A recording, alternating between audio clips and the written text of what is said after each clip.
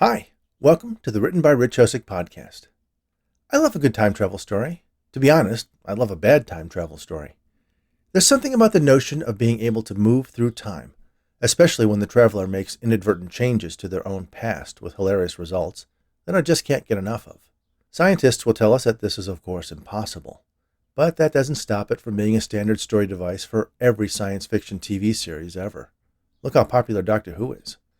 So I thought it was time to have a little fun with the time travel genre and introduce some new characters I hope to use in the future, or maybe the past, who work at a private think tank. And what do geniuses who have nothing to do all day but sit around and think actually do? Let's find out. Enjoy. The Time Cop Paradox. As usual, I was the first one to arrive at work. I liked this job. It was much better than tending bar for the neighborhood gin joint down the street, but nothing at all what I expected working at a think tank to be like. The National Institute for New Ideas, or NIFNI, wasn't anything fancy like the Rand Corporation, staffed with dozens of the top people in myriad fields. It was me and 5 other thinkers who mostly solved problems for our eccentric billionaire boss. The others were incredibly smart people with stratospheric IQs. So, what was an ex-bartender doing working with a room full of geniuses? Well, I was hired to fill the void for the one thing they were all deficient in: common sense. We all worked in a giant communal office in the middle of which was my desk. I set down the newspaper I had picked up on my way in and opened it to the comics page. A minute later, Worm entered. Worm was short for bookworm, essentially a nickname for a nickname.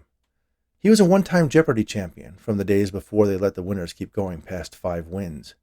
He was a top money winner from that era, but it always bugged him that they had changed the rules and players like Ken Jennings became huge celebrities.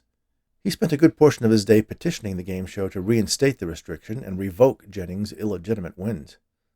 "Good morning, Worm," I said. He ignored me and sat down at his desk in the corner, picked up a book from one of the several stacks surrounding him, and started reading. He was, of course, a speed reader and spent 3 or 4 seconds on each page before flipping to the next. "A real page-turner?" I asked. Worm paused to look at me over the top of his reading glasses. "That joke wasn't funny the first 100 times you said it," he muttered. I smiled. He was right, of course, but it always amused me to see him react. The next person to enter was Susie, or rather Dr. Susie. She had more advanced degrees than there were Fast and Furious movies, including the Hobbs and Shaw spin-offs. "Morning, Susie," I said. Susie smiled at me as she set the cardboard box she was carrying on her desk. "Good morning, Jack," she replied. "How's today's Wordle coming?" "Oh, I gave up on those," I answered. "Sudoku?" "Boring." "Crossword puzzle?" "Takes too long." "Jumble," I nodded. "I like the pictures that go with it." "Of course you do," she said politely, yet condescendingly. "Hey, there may be a cute cartoon, but it's still very challenging," I said. She started pulling items out of the box and assembling them on her desk. One of her degrees was in electrical engineering, but she was also a chemical engineer, structural engineer, and an accomplished theoretical physicist. So whatever she was building could be anything. It was interesting to watch her work, but even more entertaining to watch Worm watch her work. Her activity had distracted him from the thick book he was now halfway through. I could tell that as she removed items from the box and set them on her desk, he was growing increasingly perplexed and frustrated. Finally, he couldn't keep silent any longer. "What in the world are you building?" he asked. "A time machine," Susie replied, without looking up from her work. "Did you say time machine?" "I did." "Time travel is impossible," Worm said. "Says the guy who can quote every line from Time Cop," I interjected. "Time Cop is Jean-Claude Van Damme's masterpiece," Worm replied defensively. "Both he and Ron Silver deserved Oscars for that movie." Susie and I sighed simultaneously. Worm's love for books was rivaled only by his love for Jean-Claude Van Damme movies. Personally, I preferred Jackie Chan's work in the genre, but Van Damme was a close second. "But," Worm continued, "I like it because of the flawless pairing of thrilling action with witty dialogue, not because of the science." "Exactly," Susie agreed. "You don't need to drive a high-speed sled into a brick wall to travel through time." "You can't travel through time at all," he insisted. "Correct," Susie affirmed. "Technically, time is traveling through you." He scratched his head. "That doesn't make any sense at all," Worm countered. "It does if you're smart enough." Worm stuttered and stammered for a moment. "Besides," Susie added, "if 2 versions of the same person from different timelines were to touch, they wouldn't meld together into a CGI blob like Ron Silver did in Time Cop." "Of course not," Worm agreed. The energy from the time differential would create an instantaneous explosion equivalent to a small-yield tactical nuclear bomb. Susie laughed. There's no way that would happen. How could it not? Whichever way you travel through time, you need to impart energy into the system to make that happen. So when that differential is bridged, it has to go somewhere. Are you going to believe some silly action movie or an actual theoretical physicist? Susie asked. Worm stared her down. Susie stared back even harder. Worm blinked first. It's not silly, he said in his defense. Susie smiled and continued plugging various components into each other. You know, she said, it also doesn't make sense for someone who changes their own past to retain memories from their previous timeline. In fact, it doesn't make any sense for them to return to their new present. They would simply cease to exist, and the alternate version of themselves would take their place. Not necessarily, Worm replied. The person that was in the timeline before could be the one who ceases to exist. Wow, so Van Damme essentially killed the version of himself that was leading a perfectly happy life so that the other version that had caused the death of his family could alleviate his guilt. Nice. Don't mock Van Damme, Worm warned. I'm just saying either way the movie is horribly flawed. Real time travel isn't anything like that. That's because there is no real time travel. I'll remember you said that when you want me to take you back in time to challenge Ken Jennings in the Jeopardy Tournament of Champions. Worm grunted, then returned his attention to his book. I got up to take a closer look at what Susie was doing. So, if you have a time machine, how come you haven't traveled back in time to buy a lottery ticket or something? I asked. It's not finished yet, she replied. What do you need? I don't know. You don't know? I asked, surprised that Susie would admit there was actually something she didn't know. I have no idea what it needs, but I'm 99% done. Flux capacitor? I suggested. Susie shrugged. Could be. There's no such thing as a flux capacitor, Worm said from behind the pages of his book. Susie ignored him. I'll figure it out eventually, she said confidently. Why are you working on it now if you don't have all the components you need? I asked. Well, when I do figure it out, I'm going to finish the time travel machine, travel back in time, and give myself the part so I can use it in the future to travel back in time. Oh, for Pete's sake and a box of snakes, Worm said loudly. Now I know you're messing with me. You can't build a time machine by expecting you'll solve the problem in the future and sending yourself the solution in the past so that you have it in the future. That's not even a paradox. That's just ridiculous, says the man with 0 PhDs, Susie replied casually. I don't need some fancy letters after my name to know that what you're saying is complete and utter nonsense. To a small-minded person who doesn't understand how to disconnect cause and effect. You can't have the effect before the cause, Worm shouted. If you say so, Susie replied, continuing connecting the various parts of her time machine together. Worm was fuming. Susie gave me a surreptitious wink. When do you plan on giving yourself this mysterious missing part? I asked. Susie snapped the final pieces of her device together, then looked at her watch. Now would be good. All of us, Worm included, looked at the door to the office expectantly. Nothing happened. Ha! Worm exclaimed. I knew it! I knew you were messing with me. He slammed his book shut and slammed it on his desk. Yes, I was right. You were wrong. He did a sort of dance, more like a jig, around the office. I was right. You were wrong, he sang. There's no such thing as time travel. He danced his way over to the door. Did you really think I would fall for that? That I would believe that some future version of you is going to show up and hand over some magical part that would light up your mythical time machine? How stupid do you think I am? Worm asked. A second Susie appeared in the doorway. About as stupid as a sea cucumber with a lobotomy, she answered. Worm was so surprised he tripped over his own feet and tumbled to the ground. He recovered and got up, acting as if he had meant to do that. But how this... Worm sputtered. You're late, the original Susie said to her future self. This watch you bought us is slow, future Susie replied. Did you bring it? Now Susie asked. Of course, I'm not as addle-brained as our friend here, future Susie said, nodding in Worm's direction. This is impossible, he said. Is one of those books in your desk a dictionary? Because maybe you need to look up the definition for that word. I do not think it means what you think it means, future Susie said, quoting Manny Patinkin from The Princess Bride. What is this? Worm asked suspiciously. Some kind of holographic projection? He reached out and touched future Susie. She was solid.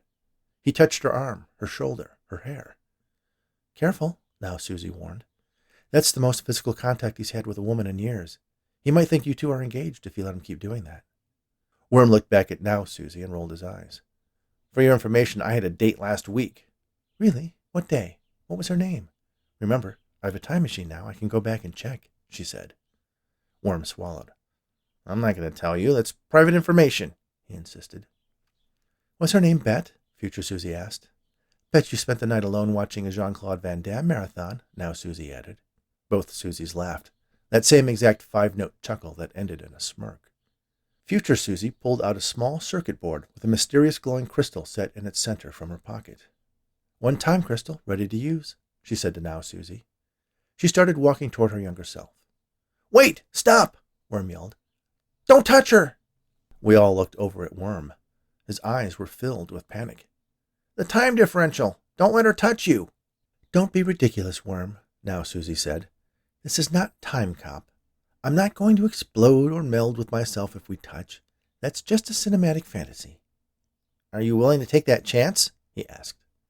Now Susie and Future Susie exchanged a look, then shrugged. Future Susie tossed the time crystal to now Susie, who caught it in midair. She turned it over in her hands, admiringly. I did a good job on this. Yes, you did. Now, can you plug it in so I can justify existing in this timeline? Future Susie asked. Of course, now Susie replied. But where did it come from? Worm asked. I brought it, Future Susie explained.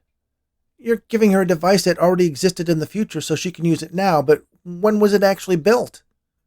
Right now Susie replied. No, that's impossible. That doesn't make any sense. You didn't build it. You can't just pluck things out of the future without them having an origin at some point in the past. Right, now Susie agreed. And now is my future self's past. I don't understand why this is so difficult for you to comprehend. It's happening, so obviously it's possible. I see that it's happening, Worm agreed, but, he looked in my direction. Does any of this make sense to you? Well, like she said, it's happening right now, so obviously it must be what she says it is. Worm shook his head. No, this can't be real. I must be dreaming. That's it. I'm still at home in bed. This is a dream. Of course. He seemed relieved. Phew. For a second I thought I was losing my mind. He laughed. I need to remember this one and tell you guys about it when I get into work. Future Susie reached over to Worm and pinched him as hard as she could on the arm. Ow! He exclaimed. Still think you're dreaming, genius? She asked. Worm's relief evaporated, and dread crept into his expression. I'm not dreaming? He asked, rubbing the spot on his arm Future Susie had pinched. Maybe I'm the one dreaming, I offered. Worm ran his fingers through his hair, muttering to himself, trying to come up with some rationale that would mend his shattered world view. Well, thanks for stopping by, now Susie said. No problem, Future Susie replied. She crossed over to her past self, arms outstretched. Now Susie smiled and opened her own arms to accept her future self's embrace. No, don't! Worm shouted. He ran out of the office, screaming, Evacuate the building! Everyone, get out!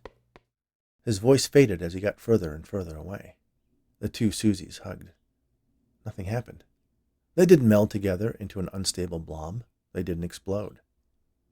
Do you want to introduce me? I asked. Now Susie stepped back, sharing a conspiratorial smile with herself. Jack, this is my sister, Lucy. Lucy offered her hand to me. Nice to meet you, Jack. Twin sister, I assume. I didn't even know you had any siblings at all. Yeah, we don't tell people. Makes it easier to pull pranks like this. I admire your dedication.